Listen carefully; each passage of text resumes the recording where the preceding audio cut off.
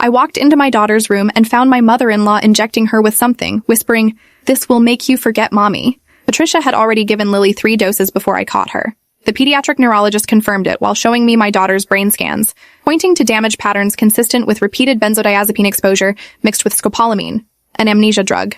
My 4-year-old had stopped recognizing my face 2 weeks ago, started calling me the lady instead of mama, ran to Patricia's arms whenever I tried to hold her. I thought it was a phase. Then I came home early from my nursing shift and found my mother-in-law with a syringe in Lily's arm, whispering about erasing me from her memory. What I witnessed wasn't the beginning. It was the final dose in a months-long plan to make my daughter forget I existed. Patricia smiled when I screamed, didn't even try to hide the needle, just calmly said Lily didn't need a mother who worked night shifts anyway. Behind her on the dresser sat 3 more pre-filled syringes next to the jewelry box my husband claimed his mother gave Lily for her birthday. I grabbed my phone to call 911. Patricia was faster. She dialed my husband first. David answered immediately, and Patricia's voice transformed into something fragile and terrified. She told him I'd attacked her unprovoked, that I was acting violent and unstable, that she feared for Lily's safety. I could hear David through the speaker, already believing every word, already angry at me without question. He told his mother to lock herself and Lily in the bedroom until he arrived. Patricia's eyes locked on mine while she performed her victim act. When she hung up, she picked up Lily's limp body. My daughter was barely conscious, drugged into compliance. I tried to take her, but Lily cried and reached for Patricia, calling her mama. That word destroyed me. Patricia had been conditioning her, training her to see grandmother as mother while systematically poisoning her memories of me. I demanded answers. What was in those syringes?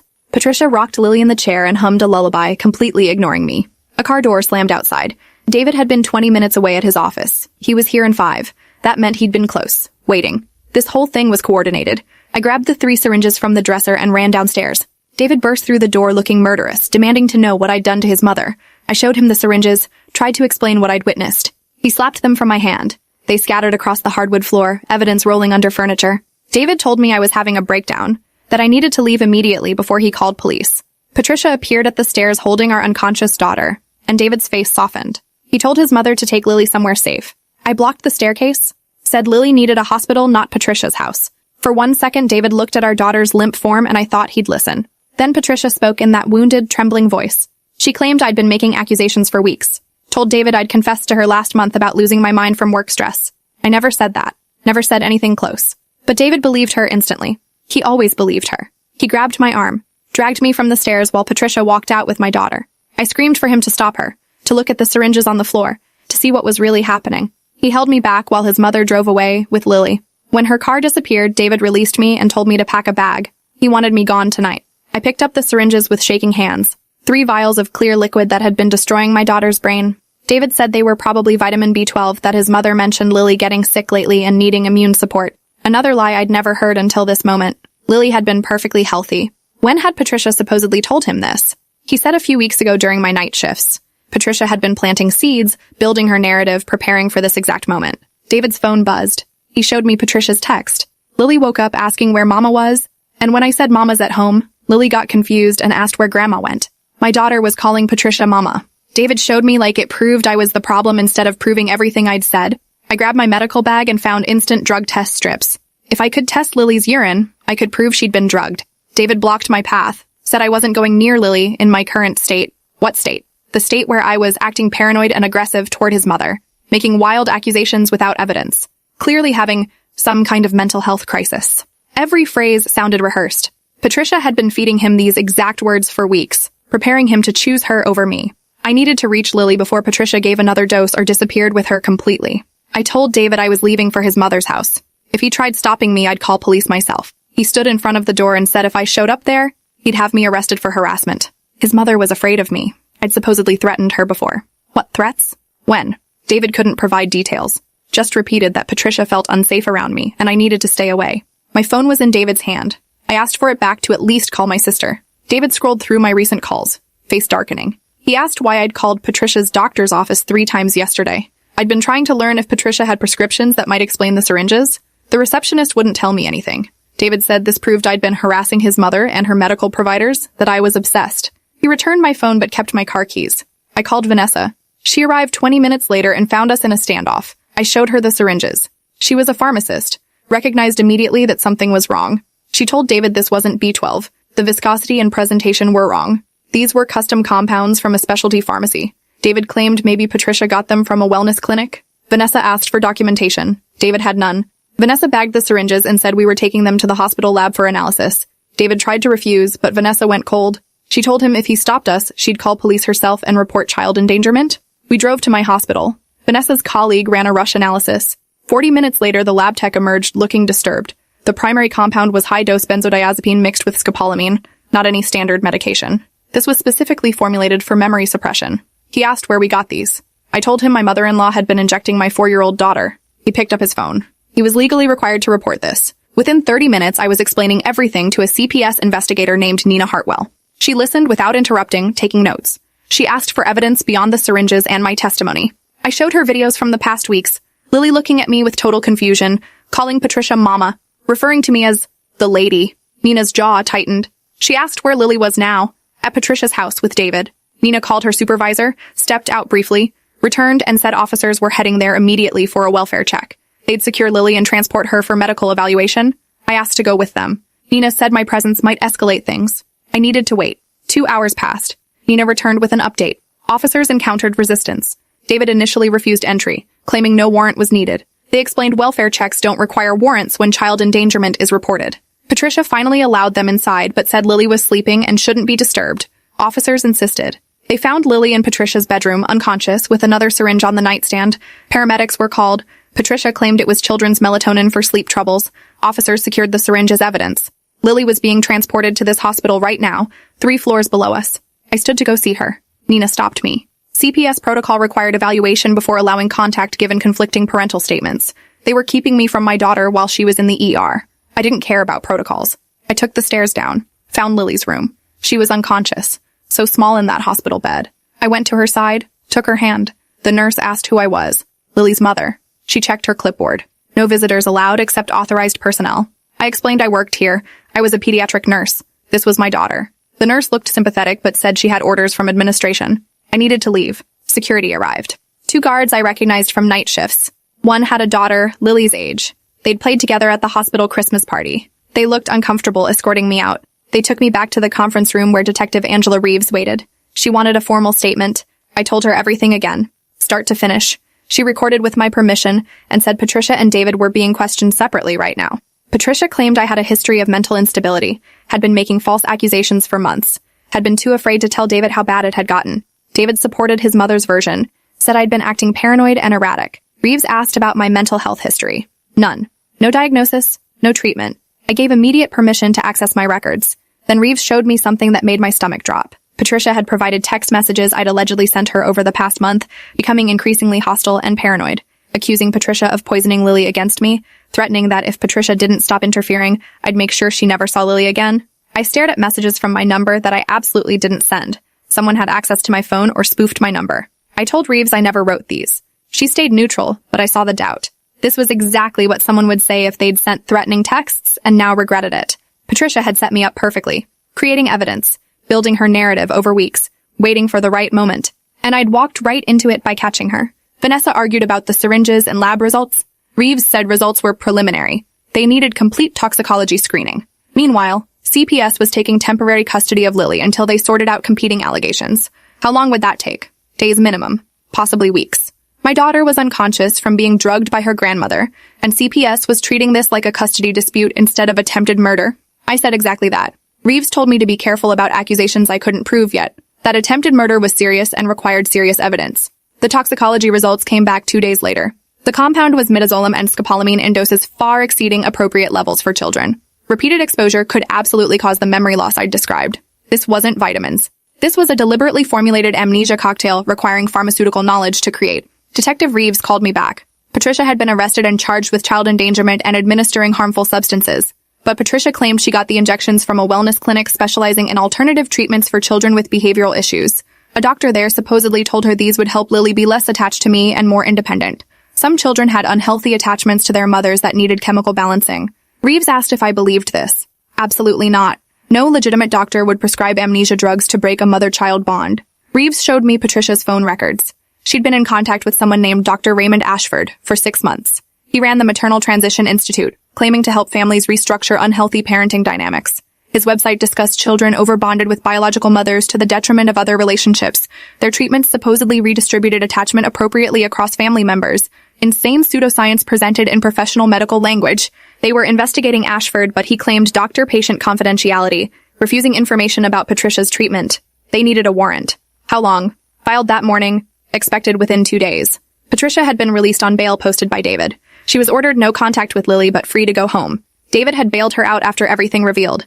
Reeves said David still supported his mother, claiming she'd been manipulated by Ashford into thinking she was helping. Lily woke up on day 3. I was finally allowed to see her with CPS supervision. She opened her eyes, looked around confused, then her gaze landed on me. For one horrible moment, nothing, just staring like I was a stranger. Then something shifted and she said mama uncertainly, testing the word.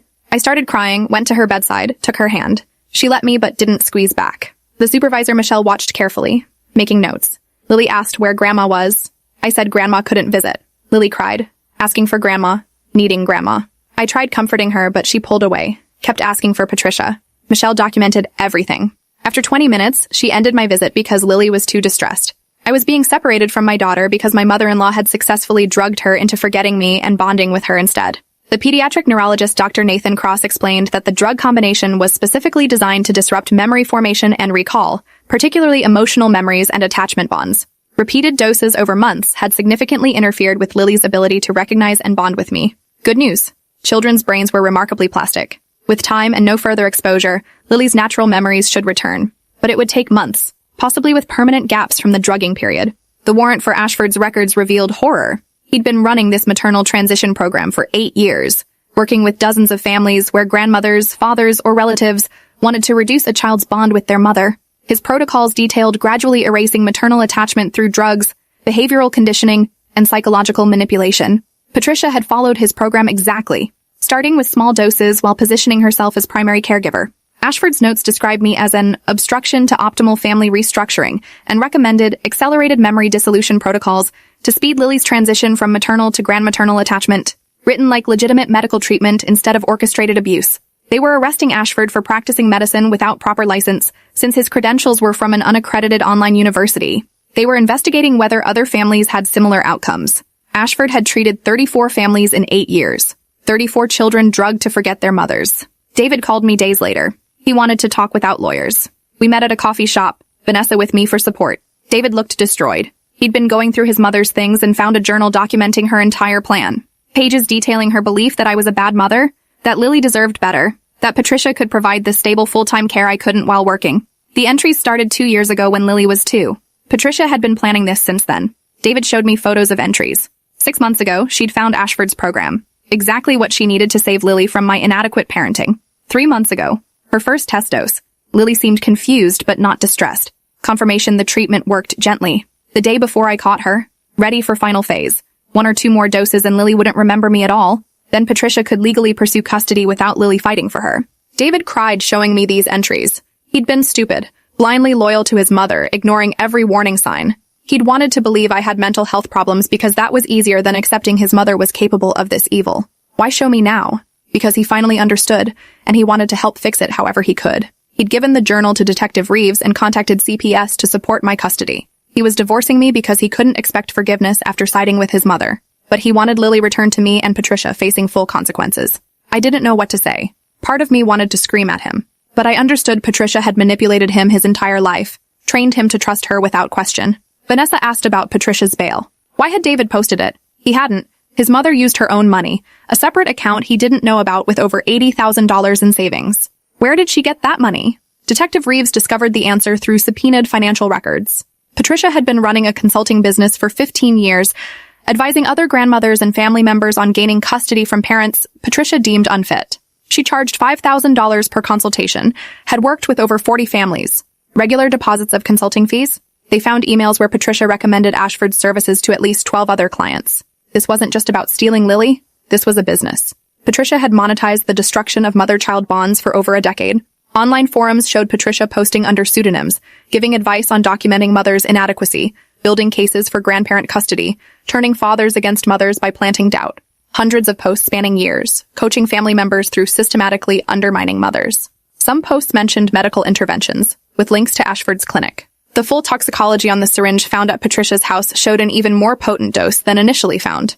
Dr. Cross reviewed the levels and said if Patricia had administered that dose, it could have caused permanent neurological damage. She wasn't trying to make Lily forget me temporarily. That dose could have destroyed Lily's ability to form secure attachments ever again. Patricia was willing to permanently damage her granddaughter's brain to win. Charges were upgraded to attempted grievous bodily harm and child abuse with intent to cause serious injury. Ashford was charged as accomplice. His clinic shut down, assets frozen. The medical board investigated how he'd operated 8 years unreported. Part of the answer, families thought they were receiving legitimate care. Grandmothers and fathers bringing children genuinely believed his credentials and claims that maternal overbonding was treatable. They'd wanted to believe because it justified taking children from mothers they disliked. CPS allowed me supervised visitation 3 times weekly. Each visit was painful. Lily called for Patricia constantly, seemed uncertain about me, pulled away from hugs, but small breakthroughs emerged. 4th visit. I brought her favorite stuffed elephant she'd slept with since age 1. When she saw it, something flickered. Recognition maybe. Familiarity.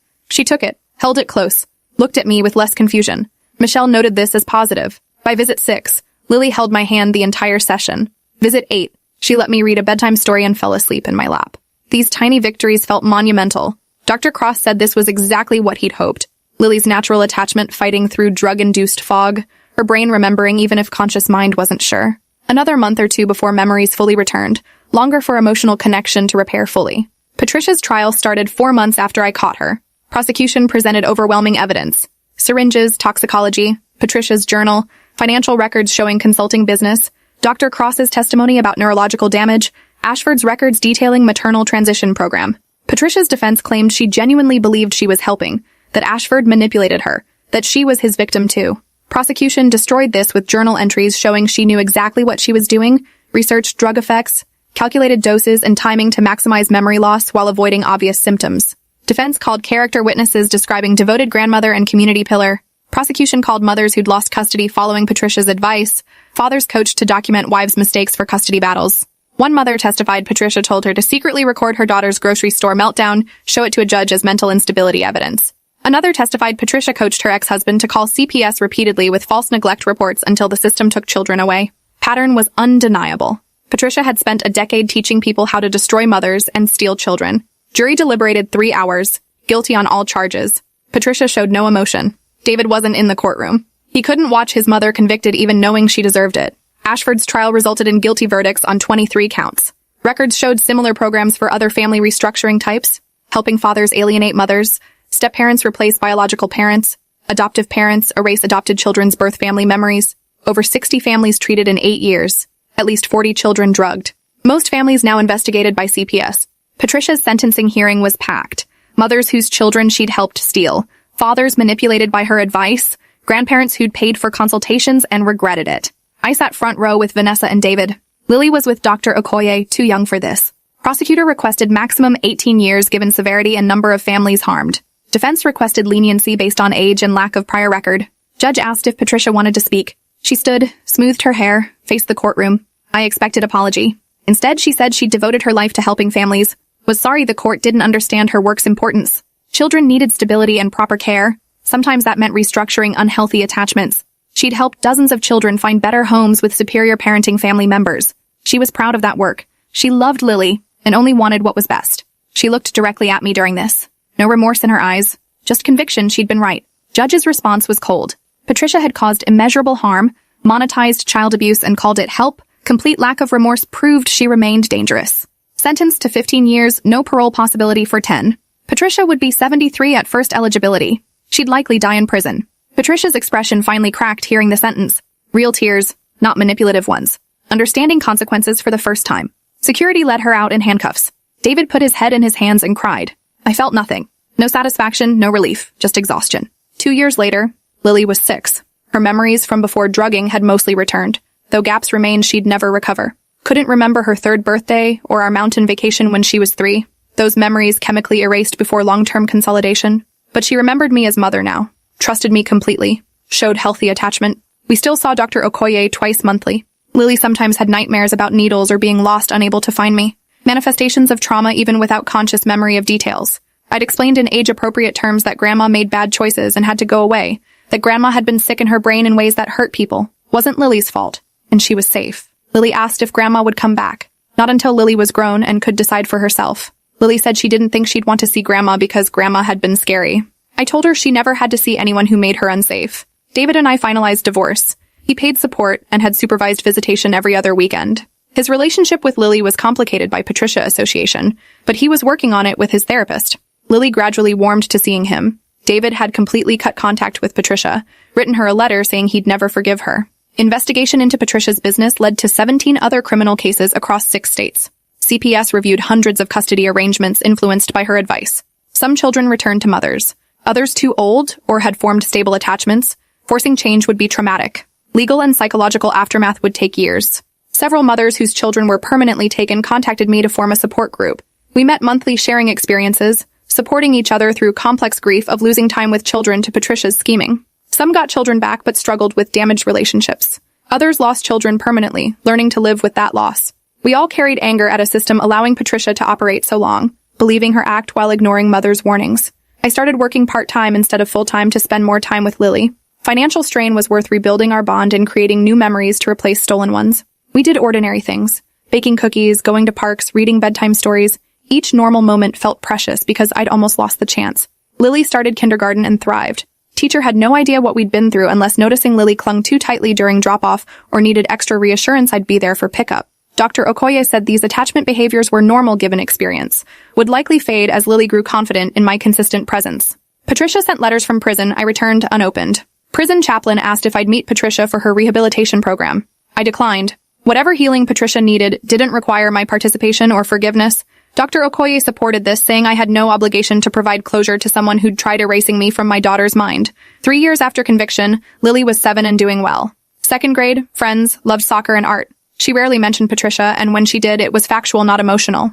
Grandma was the person who made bad choices and went to prison. Simple understanding without processing all details yet. Dr. Okoye said we'd have complex conversations when older about drugging and memory manipulation. For now, we focused on healthy present and future. I wrote this when Lily was 12, old enough to have input on sharing our story publicly. She said yes, wanted other children and mothers to know they weren't alone.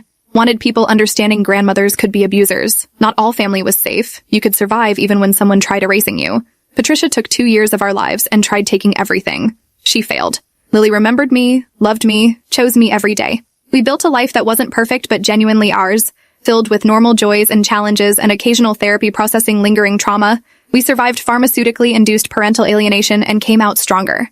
If you're reading this and recognizing your situation, know it's not in your head. Document everything. Trust instincts. Seek help from believers. The system won't always protect immediately, but evidence accumulates and truth emerges. Fight for your child when it feels hopeless. They need you fighting even when they can't remember why. Your bond is stronger than any drug, any manipulation, anyone trying to destroy it. Keep showing up, keep loving, keep providing stability and safety they need to heal. Their brain will remember you even when conscious mind doesn't. That saved us. It can save you too. Thanks for hanging out till the end. If you want more stories, make sure to subscribe and leave your take below.